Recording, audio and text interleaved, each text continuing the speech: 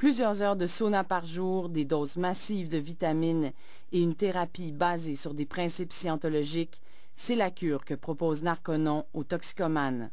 Ces méthodes de désintoxication soulèvent des questions sur l'encadrement des maisons de thérapie. Ça, en soi, c'est inquiétant au départ. Mais le ministre Couillard s'inquiète des liens entre Narconon et la scientologie. Il promet d'encadrer les maisons de désintoxication. Votre reportage et d'autres également incidents montrent qu'on doit vérifier la qualité des services, ne serait-ce que pour en informer la population. Alors, on a l'intention de légiférer à l'automne, de déposer un projet de loi à l'automne qui va mettre en place un processus d'accréditation un peu similaire à ce que nous avons mis en place pour les résidences de personnes âgées.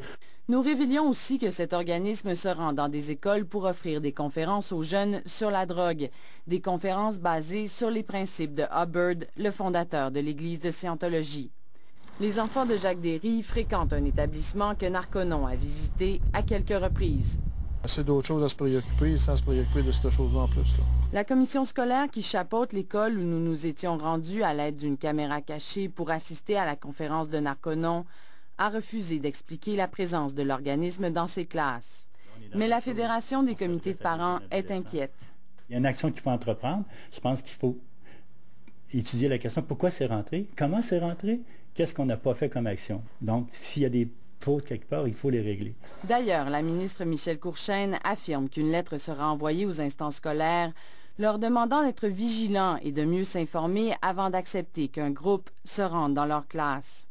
La présidente du regroupement des maisons de jeunes croit que Narconon aurait dû être plus transparent. Parce que nous, on le fait en toute bonne conscience. Là. On fait de la prévention auprès des jeunes en toxicomanie. Donc, on se sent un peu dupé d'avoir finalement pu offrir des informations qui soient fausses ou qui